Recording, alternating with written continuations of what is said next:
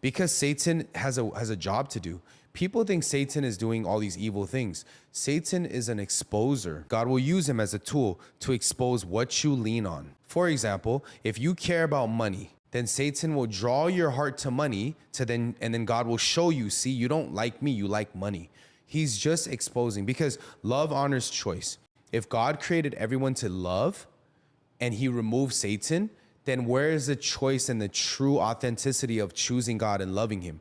Everyone would love him if that's the case, right? So God will allow certain things to happen in your life so that you can depend and also see yourself for who you really are. Because the one thing I notice about any human being, myself included, we cannot see ourselves accurately. We think we can, but it always comes down to, like, hearts change. Your first love, for example, we can do this test. Are they still your first love? You sat there and you explored your life with them, you loved them, you kissed them, you explored your bodies with them, you gave up things to them. Some of you guys have kids with them. But what happened? You're intimate with them. You felt that deep desire. You looked into their eyes. You're like, dude, I'm never, ever, ever going to, like, change. This is a person that I love forever. And yet things change.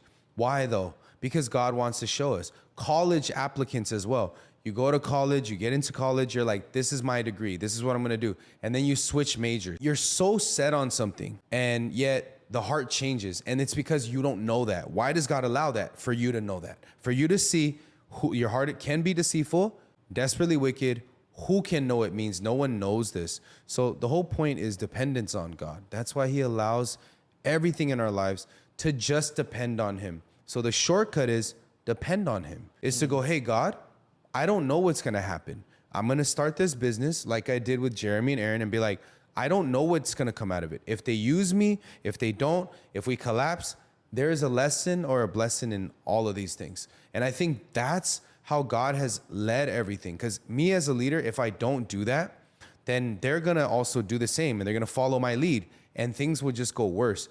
We get people, random people who just fit like at the craziest times. And I'm not surprised by that, because I know if you surrender to God, this business is not your business, it's God's business. In the same stroke, if you surrender your life to God, your life is no longer your life. God has to now take care of it because you're depending on him. So the smartest hack is to depend and lean everything on him. Like I said, plan boldly, but surrender daily.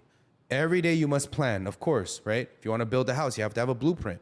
But you have to also realize, like, God will hold the materials together. He will provide the materials. It's his house at the end of the day, and he's going to do what he sees fit with it.